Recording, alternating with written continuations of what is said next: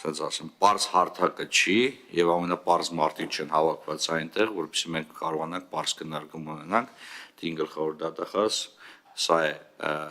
հասարակության այն հայելին, որ մենք ունենք եւ մենք դրա շրջանակներում պետք է անդրադառնանք նաեւ ձեր գործունեությանը։ Հարգելի գործընկերներ, տեսեք, արդարության նկատմամբ զգացողության այդ հարցը մենք քննարկել ենք նաեւ օրերս առաջ տեղի ունեցած մեծ իրավական ֆորում, որտեղ ներկա են եւ իրավապահ մարմինները, եւ հասարակական կազմակերպությունները, եւ դատական իշխանության ներկայացուցիչները։ Այո,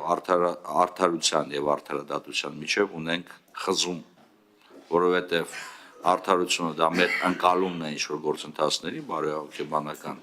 արդարադատությունը դա դրան հասնելու այն իրավական գործընթացների համակցությունն է, որի միջոցով հնարավոր է հասնել արդարության զգացման ձևավորմանը։ Հիմա տեսեք, բայց մի օրինակ եմ ուզում բերեմ, որ շատերիդ համար հստակ լինի։ Օրեր առաջ մենք մամուլից տեղեկացանք, որ օրինական ուժի մեջ է մտել մի դատավճիռ, որով անձը, որը մի քանի անձանց սպանության մեջ էր մեղադրվում, դատապարտվել է ՑՄՀ ազատազրկման։ Հարցը փակվեց, որովհետեւ քննարկում չծավալվեց, որովհետեւ կներեք նորմն էլ է հասկանալի եւ ընկալելի, պատիժն էլ է հասկանալի եւ ընկալելի, իրավիճակն էլ է հասկանալի եւ ընկալելի, որովհետեւ մենք օրենքների ընկալման խնդիր ունենք հասարակության մեջ, տեսեք, մենք համարում ենք անբարոյական իհարկե եւ անբարոյական եւ հակաիրավական եւ քրորեն բաժելի սպանությունը, գողությունը, ավազակությունը եւ այլն, բայց օրինակ այլ ծանր հանցագործությունների նկատմամբ նույն վերաբերմունքը չունենք մեր հասարակության մեջ։ Օրինակ կաշառք տալու վերաբերյալ նույն վերաբերմունքը չունենք, կոռուպցիոն ռիսկերի հետ կապված կոռուպցիոն հանցագործությունների վերաբերյալ նույն դիրքորոշումը չունենք։ Սա մեր բոլորիս խնդիրն է, թե իշխանության, թե ընդդիմության, թե իրավապահ մարմինների։ Կներեք էլի, հազար ներողություն էլի, մենք ոնց ենք անվանել կաշառակերին տարիներ, ասում են բաշարումը անում է, բաշարելու վրա է։ Դու էլ բաշարի, դու էլ արա։ Մենք չենք փոխել այդ ընկալումը։ Եվ դրա համար շատ դեպքերում, երբ որ անձը հայտնվում է քրեակատորական հիմնարկում կամ վերջինս նկատմամբ խափանման միջոց է կիրառվել, որը տրադիցիոն ավանդական դարձած հանցավորության հետ կապ չունի, մարդիկ չեն ընկալում, թե ինչու համար այս մարդը հայտնվեց ճաղերի հետևում։ Ինձ թվում է բոլորս համար ընդունելի պետք է լինի այն, որ ընտրակաշառք տալը դա ծանր հանցագործություն է, ժողովուրդ ջան, եւ դրա համար անձիկ պետք է ենթարկվեն պատասխանատվության։ Վերցներն էլ պետք է դիտարկվի որպես անթույլատրելի, որովհետեւ դա խեղաթյուրում է այն, ինչ որ պարոն Մինասյանը անվանում է իրավունքի գերակայություն։ Ժողովրդավարությունը, մարդու իրավունքների իրավունքի գերակայությունը փոխադարձ իրար հետ պետք է գնան եւ առանց դրա մենք չենք կարողանալու բան փոխենք։ Այո, մենք օրենքների բացատրելու, քրեական օրենսդրությունը շատ ավելի հստակ մատուցելու, իրավական օրենքը բարոյական օրենքի հետ համահունչ դարձնելու խնդիր ունենք եւ պետք է շարունակենք այս գործընթացը։ Հանցավորության աճի խնդիրը կներեք մանիպուլացնում ենք էլի։ Իրոք շատ ենք մանիպուլացնում այս խնդիրը։ Այո, կա հանցավորության աճ որոշ ոլորտներում, սա մտահոգում է բոլորիս, բայց մենք չպետք է այդ լատենտայնության նվազումը, որը հանգեցրել է հանցագործության դեպքերի սենց ասեմ էլ ֆորմալ շատացմանը դիտարկենք որպես իրականում հանցավորության վիճակի փոփոխություն։ Սա կարևոր է նախ եւ առաջ ժողովուրդ ջան, մեր հասարակության համար, մեր երկրի համար, մեր իրավապահների համար, մեր երկրի իմիջի տեսանկյունից։ Ինչքան արեք ուզում եք ամեն օր հելնեն խոսանք, որ Հայաստանում հանցավորությունը հասել է աննախադեպ մակարդակների։ Ինչի է սա հանգեցնելու։ Ոչ մի բանի։ Բայց սա չի նշանակում իհարկե, որ մենք պետք է աչելուր չլինենք հանցավորությունների արձանագրմանը եւ իհարկե մենք պետք է անդրադառնանք հանցագործությունների բացահայտելիությանը։ Հանցավորության աճը հասկանալի է, բայց բացահայտելիությունն էլ պետք է հասկանանք։ Ընդ որում բացահայտելիությունը ոչ միայն մեղադրյալի բացահայտելն է, այլ նաեւ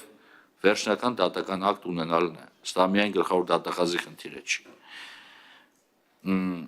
Ուրիշ խնդիր ունենք։ Արեք սրա մասին խոսենք, էլի բաց, Ժորժ ջան։ Այսքան խոսում ենք թմրամիջոցների մասին։ Բոլորը, ընդդիմություն, իշխանություն։ Այսքան խոսում ենք ապօրինի զենքի մասին։ Նստում ես միտը, մեկ կողքդ նստում ասում է, հենց հիմա կարամ, հենց հիմա կկապնվեմ, գիտես ինչ կա, զենք էլ կբերեն, էսը կբերեն, ասում զանգի։ Պատրաստ է զանգի, եսեք զանգեմ ներքին գործերի նախարարին, կասեմ, որ համապատասխան ստորաբաժանումը գա եւ մենք իրար հետ ցուցմունք կտանք, բացահայտենք հանցագործություն։ Ոչ, ես պատրաստ չեմ, որովհետեւ հասարակություն չի ուզում համագործակցի։ Ընդ որում սա երկակի խնդիր է, սա հին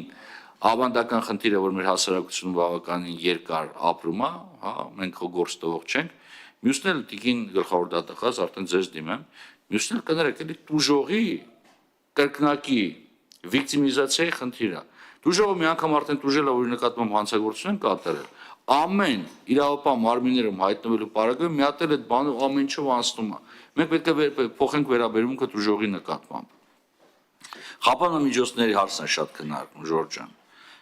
Այսքան տոկոս նվազեց, այսքան տոկոս ավելացավ։ Մեզ այնքան տոկոսի նվազումը ավելացումը չհետաքրում։ Սա հարցը այնքան շատ ձեզ չի վերաբերում, որքան դատական մարմիններին։ Մենք ուզում ենք հստակ հասկանանք, էլի, դատական պրակտիկան ո՞նց է գնում։ Այս չափանիշների արկրության պարագայում դատարանը պետք է կիրառի կալանք խափանման միջոց։ Մեր համար անհասկանալի է մնում, թե ինչու կոնկրետ մի դեպքի նկատմամբ կիրառվում է այդ կալանքը, մի դեպքի նկատմամբ չի կիրառվում։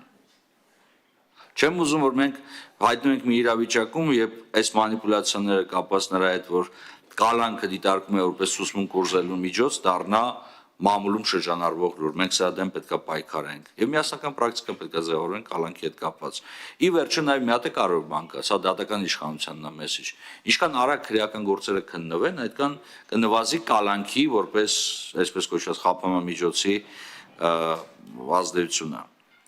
Տիկին գլխավոր դատախազ, առիթ ունեցել եմ ձեզ ասեմ սրա մասին եւս մեկ անգամ կրկնեմ։ Իմ կարծիքով դատախազությունը պետք է չափազանց կարևորի գործերի դատական հեռանկարը։ Գործերը, որոնք հայտնվում են դատարանում, պետք է ունենան գործերը, որոնք հարուցվում են, պետք է ունենան դատական հեռանկար։ Եվ շատ կուզենայի, որ ձեր զեկույցի մեջ նաև արդեն նշեցինք, հակիրճ օրենսդրին մեսիջ ուղարկեք։ Ինչպես օրենսդրական ակտերի միջոցով մենք կարող ենք նվազեցնել հանցավորությունը, ինչպես կարող ենք պայքարել հանցավորության դեմ, որովհետև կներեք մեր մոտ այլ իրավիճակ է։ Երբ որ մենք տեսնում ենք ինչ-որ ոլորտում հանցավորության դեպքերի աճ, մենք առաջնորդվում ենք հետևյալով՝ խստացնենք պատիժը։ Ուզում եք քրեական օրենսդրությունը փոխենք բոլոր հանցանքների համար տանք ցմահ ազատազրկում։ Իրավիճակը չի փոխվելու։ Եթե մենք չենք կանխարգելում, եթե մենք չենք հասկանում հանցագործության ճարտարապետությունը, մենք չենք կարողանալու խնդիրները լուծենք։ Պարոն Մինասյանը ցավոք գնաց, բայց պետք է նշեմ հետևյալը. Ժորժ ջան, չի կարող Հայաստանի Հանրապետությունում լինի Հայաստանի Հանրապետության անունից ընդունված դատական ակտ, որը չկատարվի։ Սա իրավական պետության հենքն է։ Անկախ նրանից հաճելի է դա ինձ համար թե ոչ, հաճելի է մեր ընդդիմադիր թե մեր իշխանական գործընկերների համար կամ որևիցե մեկի համար դատական ակտը պետք է կատարվի։ Պարոն Մինասյանը չկա ստեղ, քննչական մարմինների կարգավիճակին է անդրադառնում։ Հա, համաձայն եմ, Ժորժ ջան, քննչական մարմինների կարգավիճակ, հիմա էլ ես ասեմ, էլի, սահմանադրությամբ է նախատեսված։ Մենք հակակոռուպցիոն կոմիտեն, որ ստեղծում ենք, չկարողացանք հակակոռուպցիոն կոմիտեին տալ ինքնավար մարմնի կարգավիճակ, որովհետև ինքը դիտարկում է որպես քննչական մարմին, ինքը ունի այդ կառուցվածքը։ Սահմանադրական բարեփոխումների խորհրդի նիստերն էլ հարգելի գործընկերներ, ոչ մեկը չեկա, ոչ մեկ այդ առաջարկը չներկայացնեք։ Սա ձեր իրավունքն է, չեմ քննադատում։ Բայց չեք եկել, չեք ասել։ Չէ։ Ընդդիմության ներկայացուցիչը սահմանադրական խորհրդի նիստերում ունի կարգավիճակ եւ պետք է մասնակցի։ Հա, հիմա չեմ կարող չանդրադառնալ Ժորժ ջան, էթիկայի կանոններին։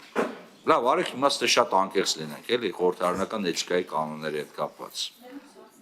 Այդ մյուս հարցն է, բայց որոշ բաներ կա, որ պետք է բանան։ Արդյոք մենք ձեր հետ միասին կարողանում ենք ձևավորել քաղաքական մշակույթ։ Չեն կարող այդ մշակույթը ձևավորել։ Այս հարցը Տիկին Թովմասյանը տեղափոխում մյուս հարցը քննարկում, որովհետև շատ կարևոր է, բայց տեսեք, դուք ինքներդ եք բարձրացնում այս քննարկման ընթացքում, ասում եք SSS պատգամավորները հայհոյանք տվեց։ Լավ չի, խորհրդարանի շենքում հայհոյանքը պիտի չլսվի ընդհանրապես։ Բայց ես ուրիշ բան եմ ուզում ասեմ, տեսեք, ասեցիք, որ դուք փորձում եք միջամտեք, կանխեք, զսպեք եւ այլն։ Այո, փորձել եմ։ Եվ հուսամ կարողացել եմ։ Բայց ինձ մի բան կարակ բացատրեք, էլի օրինակ, երբ որ ես գալիս եմ, փորձում եմ զսպեմ բոլորին, երբ որ պարոն Մինասյանը փորձում է զսպել բոլորին, եւ պատգամավորներից մեկը հերախոսը միացած նկարում ասենց, էլի։ Չէ, ես ուրիշ բան եմ ասում, տեսեք, եթե նկարում է, ես ավարտեմ Տիկին Թովմասյան, թույլ տվեք։ Գիտեք, հիմա դուք ուզում եք քննադատել, որտեղ 3 պատգամավոր է նկարել, որոնցից մեկը ես եմ, ու ես չեմ կարող չարձագանքել։ Դե ձեզ չեմ տեսել, ուրիշ բան։ Ես էլ եմ նկարել, ու ես ասում եմ, նկարել եմ, տվել եմ լրագրողներին, լավ եմ արել, որովհետև եթերը անջատվում է։ Հանրությունը պիտի տեսնի, ով ինչ լեքտի վարքագիծ է դրսևորում։ Դահլիճում։ Թույլ տվեք ավարտեմ, 1, երկրորդը։ Գիտեք, սա էլ է վերաբերմունք։ որովհետև եթե դու նպատակ ես հետապնդում կանխես, բոլորը պետք է կանխեն միջադեպերը։ Մի վարք են սպասեք։ Մարդու ձեռից բռնելը շատ դեպքերում ավելի արդյունավետ է, քան նկարելը, թե տեսեք ինչ եղավ։ Բայց սա ձեր ընտրությունն է, պարզապես ես ուզում գնահատական հնչեցնեմ։ Վերջի հարցը, որին կարող դառնամ ուսանող սահմանափակում, Ժորժ ջան, ցեղասպանության ուրացման դեպքերը ինչ եք այդ կանուրջացնում։ Երբևիցե տեսել եք Հայաստանի Հանրապետություն որևիցե մեկի, որը ուրացել է հայոց ցեղասպանությունը, ուրացել է վերջինիս որակումը։ Կարանք անընդհատ խոսենք սրա մասին։ Ասում ենք, այս հոդվածով քրեական գործ երբևիցե հարուցվել է, ես երբեք չեմ տեսել որևիցե մարդու Հայաստանի Հանրապետություն, որ ուրացել է հայոց ցեղասպանությունը։ Պարզը չէ, որ քրեական գործել չի հարուցվի դրա հետ կապված։ Տիկին գլխավոր դատախազ, ինչպես ձեր ընտրության օրը հանձնաժողովի կողմից, այնպես էլ հիմա պետք է կրկին հաղում կատարեմ իմ կողմի շատ սիրելի գեղարվեստական ֆիլմի երկնային թագավորությանը, որտեղ կա շատ հստակ ձևակերպում։ Դուք ասացիք, որ դուք եք շատ սիրում այդ ֆիլմը եւ առաջնորդում եք դրանով։ Ցանկացած իշխանություն, ցանկացած անձ կարա ցանկացած անձի պարտադրի ամեն ինչ, բայց յուրաքանչյուր ոգ պատասխանատվություն է կրում օրենքի իման վրա այնտեղ իր խղճի իման վրա եւ սա շատ կարևոր մեսեջ պետք է լինի մեզ բոլորիս համար, որովհետեւ գլխավոր դատախազությունը ապահովում է այն կարևոր հենքը, ինչը մենք անվանում ենք օրինականություն, առանց որի հնարավոր չի ապահովել իրավունքի գերակայություն եւ առանց որի հնարավոր չի ապահովել ժողովրդավարությունը այս երկրում։